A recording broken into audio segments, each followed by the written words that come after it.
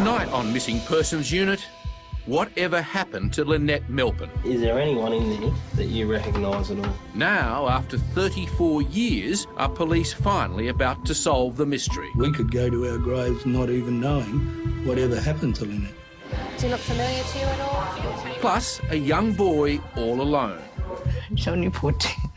The race to find Gavin, a schoolboy living on the streets. Please come home. And in the case of missing Victorian mum, Veronica Green... She did, in fact, have a child. Could he be the answer to solving this heartbreaking case? The answer is yes. And after 3 days lost in the bush... I'll send down 2 firers to give you a hand. The search for 70-year-old Yvonne reaches a dramatic conclusion.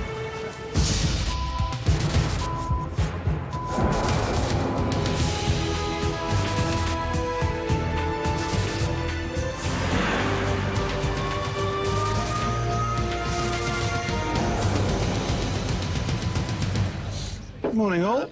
It's a new week at the Missing Persons Unit. How are we? I've got heaps here today. And it's a full caseload with some promising breakthroughs. Darren, you've got something in relation to the long-term missing person. Lynette Melbin went missing in 1972 from Penrith Plaza area. Senior Constable Darren Connerbeer has a new lead in the case of Lynette Melbin, missing for 34 years. Diana and I are hoping to go out there today and go and have a word with the Melbin family. And it's going to be a busy day.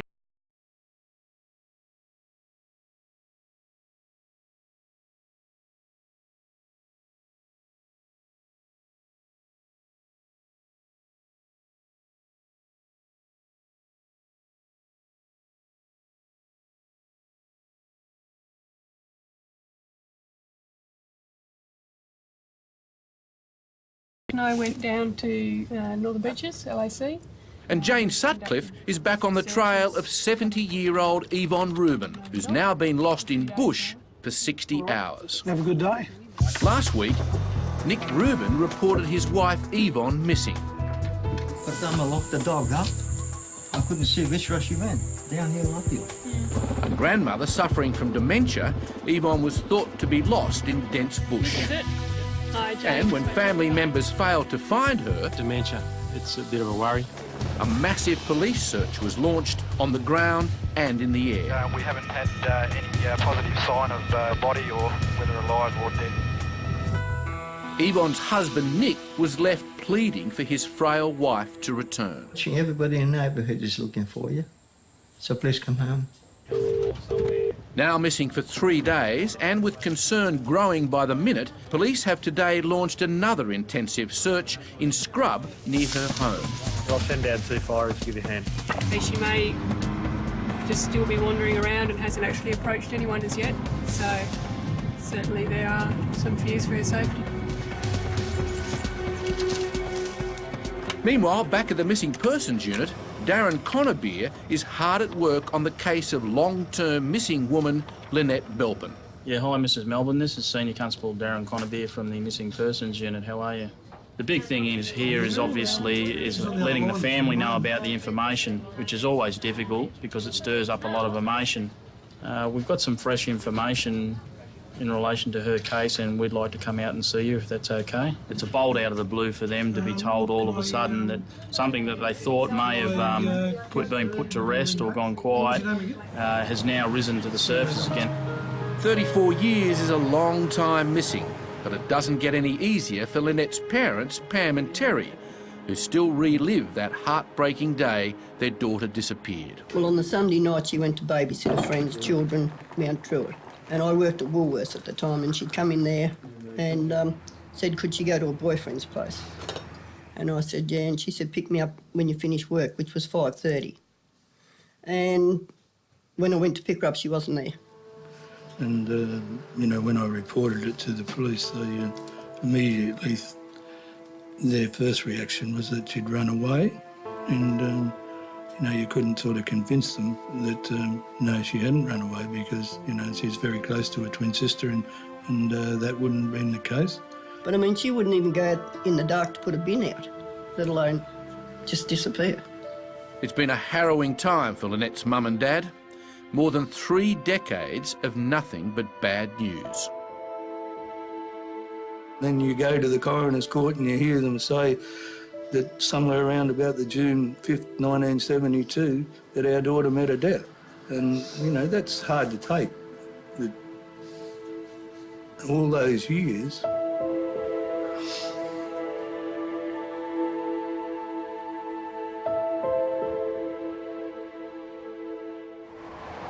On her way to join the search for Yvonne Rubin, Jane gets some extraordinary news. Yeah, we've just received a call from DY station saying that Yvonne has actually been located. So her son has been searching in that area for the last 3 days and kept looking and managed to find her. The search for Yvonne is now a rescue operation. Look, they've walked about 20 metres that way, then they've done a right-hander and then they've gone straight down. Police climbed down to where Yvonne was found, 150 metres deep in thick scrub. How many blokes do you want? Yeah, so just a couple probably to relieve us as we get up there. The family and friends waiting above, it's nothing short of a miracle. 3 nights in the bush have certainly taken their toll on this 70-year-old. So they're just trying to bring her up. Back at the missing persons unit, Darren is now on the phone to detectives investigating the Lynette Melbin case. Yeah, you let me know when suitable and we'll organise to go out there. So there's new information relating to Queensland, obviously. And based on this new information from police, the coroner has reopened this 34-year-old case. Oh, all right, that sounds interesting. I'm sure the family will be happy to hear about that. This possible breakthrough has been a long time coming for Dad Terry and Mum Pamela. Well, we haven't lost the plot, so to speak. You know, we talk about Lynette like she's still around somewhere and just, you know, in the conversations. We had 4 children. We've still got 4 children, but one of them we don't know where she is. And we'd love to find that out. Yvonne's son Nick spent the night looking for his mum, and by morning, he'd found her. We just had a sick feeling. Yeah, let's go in the bush. They heard a noise and Nick walked past and she said, "Hello, Nick." Oh, really? Yeah. That's great. So we just went down and just kept going and kept going and kept going. Till you can't even, it's just like this. And she was down there, just sitting in the bush. Unbelievable. Nick had searched that same area of bush repeatedly, and his instincts were right all along. He found his mum in the scrub, not far from where she was last seen. When you're in there, it's very easy to get disorientated because you look up and you can't see anything. So she probably just didn't know where she was going. Like I heard something, because I think she must have heard us walking in, you know, like, and we kind of were spread out and we were just calling out a bit, you know what I mean? And then we just heard just a bit of a murmur, and then we just stopped because you can't hear anything when you're walking on the...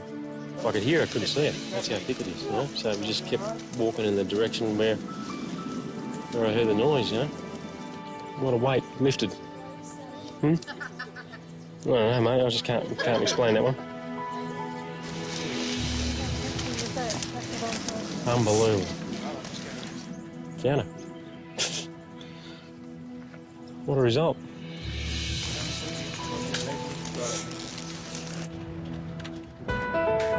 As the search for Gavin continues, there's still no sign of the 14-year-old.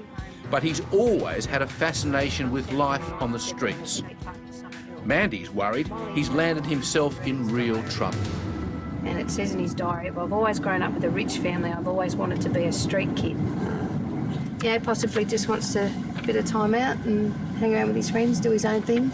As far as we know, he doesn't go to school, so wait and see what his mum says. We might get some more information, get an idea why he may have left home. His mum, Matilda, fears if Gavin isn't found soon, he may never come home. Across town, Darren and Diana are at Penrith Police Station to investigate the new evidence in the 34-year-old case of Lynette Melbin. We're reopening it because we've received information from a former member of the Penrith community who has seen a person with Lynette in the weeks leading up to her disappearance. Yep. That person was a lot older than her. It was really out of character for Lynette to be with them, and really no one else has known about this until now. that it Only might reason shed why some they light. came forward now, because she went missing back in 1972, so... The person was fairly young at the time and thought that the police basically had the investigation covered and that they definitely would have spoken to this person of interest, but it seems to be the case that the people who actually knew Lynette didn't know that she had any association with this fellow at all, so... This latest lead is Pamela and Terry's last hope of finding out what happened to their daughter Lynette. I encouraged our family to believe that we would find Lynette. But as the years go on, I mean, it becomes harder and harder to not have the feeling that, you know, she's never going to come back. You have this horrible feeling that we could go to our graves not even knowing whatever happened to Lynette. Teenager Gavin has now been missing for over 72 hours. The first time he went missing is on Tuesday, the same week, and 3 days later I went looking for him and I found him in Summerhill Park, hanging out at the skate. Yeah, yep. And I brought him home. He said, "Mum, I'm sorry, I went overboard. I had so much fun." And I said, "Oh, what sort of fun do you have in the street?" They walked me to the station on Saturday night. That's the last time I saw him. Has he taken any belongings, like a bag, no clothes, no nothing? Yeah, does he have a bag? As sad as it is, Matilda's story is not uncommon for the officers of the Missing Persons Unit, because around Australia, over 100 teenagers are reported missing every week. Just that he said he had always grown up in a sort of rich family, but he always wanted to be a street kid. Mandy is only too aware that time is running out for Gavin.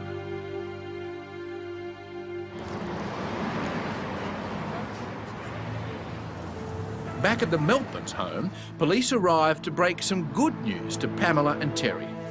Shane and Peter have come out with us today and they're going to have a talk to you about what's going on with their investigation as well. Okay? Detective Peter Folkes tells the family that after 34 years, a witness has come forward and identified a man seen with Lynette just before she vanished. We're waiting for records to come to us in relation to that, and from this stage forward, we've still got some statements to take from Lynette's boyfriend of the time. We'll move on to the people that were closer to this person. We're basically just building up all of the information we can before we start moving closer to the person. You know, the process is, at this stage, probably for you, is looking slow and lengthy, but if we go in too early, could be cutting ourselves off. So we'll try and do that in one hit. I think I gave you the number for the support services. A different suburban living room, but the same sad story of a missing child. And a mum beginning to blame herself. Yeah, or maybe he wanted to be out there so that he can't ask for permission, or he can't ask. Yeah, there's no life out there on the street, nothing at all. Matilda's feeling of guilt is becoming unbearable. I think I can blame myself for that, for being very strict, but I'm doing the right thing for him. He's only 14. He got a long way to go.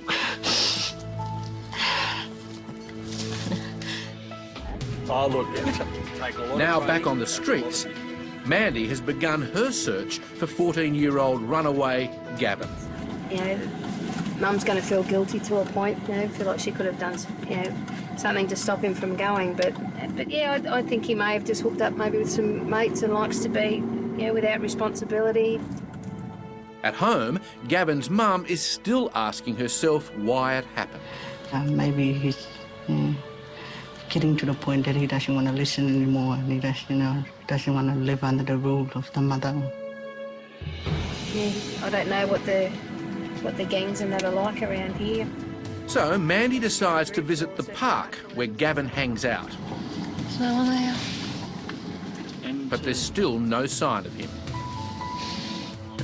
Really good boy. Yeah, he can be up to mischief, but there's nothing more than running away like this. Cleaning Gavin's empty room helps Matilda keep busy while she waits for news.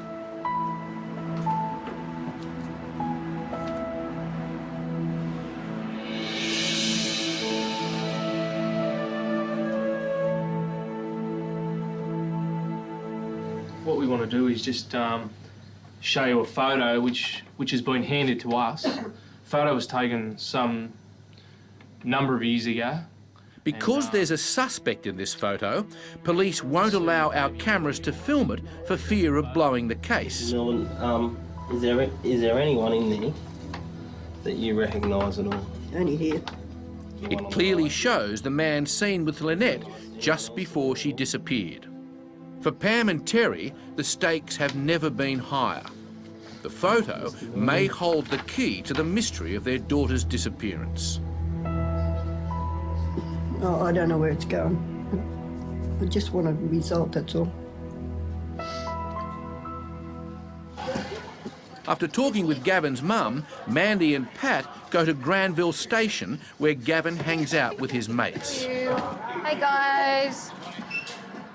Just wondering, we're looking for this fellow who's gone missing. He's not in any trouble with the police or anything like that. He went missing last week from his place at Lidcombe. Do you guys recognise him? His name's Gavin. But no one is talking. As Mandy checks the carriages, her fears for 14-year-old Gavin's safety grow. It's now dusk, and he may spend another night on the streets. You have a bad one. You have a bad one. As he scans the photo, the look on Terry's face says it all. Is that no? There's no mistaking. Terry recognises a face from the past. All right, Mr. and Mrs. Melbin, Diana and I will leave now. I think Shane and Peter still want to have a bit of a chat with you. Okay? It's the result police have been hoping for. Thanks, guys. Thanks, no worries. See you, Donna. In this instance, we really don't know what happens. There may be some case that there may be some suspicion attached to her disappearance, but yet that's yet to be found out. Every day of their lives, they're living it out, and they're just wondering what went wrong. They're always looking at people on the street, thinking, are they going to turn up on the street? They're always hopeful when there's a knock on the door, is that going to be them on the door? When the phone rings, is that going to be them on the other end of the line? At the end of the day, what they're looking for is closure. At the station, Mandy's still on the beat looking for teenager Gavin. And we're looking for this fellow by the name of And finally, maybe some luck, as she runs into a group of Gavin's mates. School. Have you guys seen him lately or anything? He's been missing for about a week. He's not in any trouble. We're just trying to find him. But they say they haven't seen him for days. So Mandy makes one final sweep of the platform. Back at the Melbourne residence, Lynette's parents are desperate for this new lead to go somewhere. I think if you can get a result is the most important thing right now. If they can get a result for us. Anybody who sees this and does know something or whatever, it would be appreciated if they did tell the police and whatever, because just knowing, as Pam said, if we get a result so that we can put Lynette to rest, would be marvellous. While it is a fresh lead, there's absolutely no guarantees that it will end up in any sort of result. But again, it still has to be followed up. The difficult thing is obviously the family are now grasping onto some new hope that there might be, this information may lead somewhere. We'll just have to wait and see what the result of those inquiries are.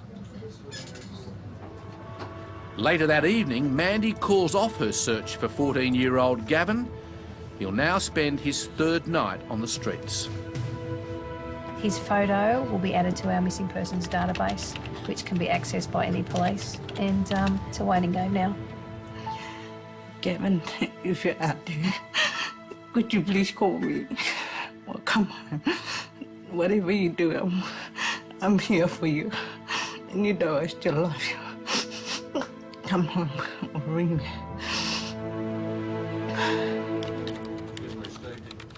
Back at the missing persons unit, Good work. Very nice. Darren has had a win in the Victorian case of Veronica Green. Last week, And she never finished tucking me in, you know. we met her daughters, Jackie and Penny. And the next day that was it. They've been searching for their mum for over 30 years. Please come on. Police had received information that Veronica may have adopted out a baby boy. That check you requested from me to find out whether or not she had given birth to a child in New South Wales during that time period? The answer is yes. Wonderful. It's great news that Senior Constable Helen Nugent is about to deliver to Veronica's daughters. Darren rang me. He completed the check for me. And it's their best chance yet of finding their mum. There is a male child born at that time. Wow, we really do have a brother out there somewhere. But will their new brother lead them to their mum? And to know that we can actually take steps to perhaps meet him. Yeah.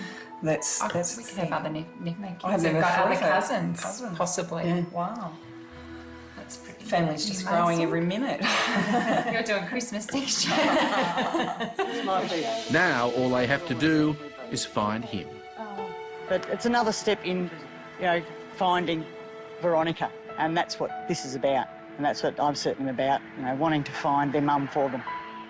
You do exist and you are out there, and we are really looking forward to making contact with you, and I hope that you will find it in your heart to want to have contact with us and our families. Never had a brother. No, it's always just been the girls, so it would be really fantastic if we could get to know you and your family. So please consider, and hopefully we'll see you. Every year, over 30,000 people go missing. Have you seen 18-year-old Neve May missing from Tumut, New South Wales in 2002? 56-year-old Carolyn Wilson, who disappeared from Melbourne, Victoria in 2001. And 34-year-old Christine Samogi, last seen in Alice Springs, Northern Territory in 1999. If you have any information, please call 1-800 333 000.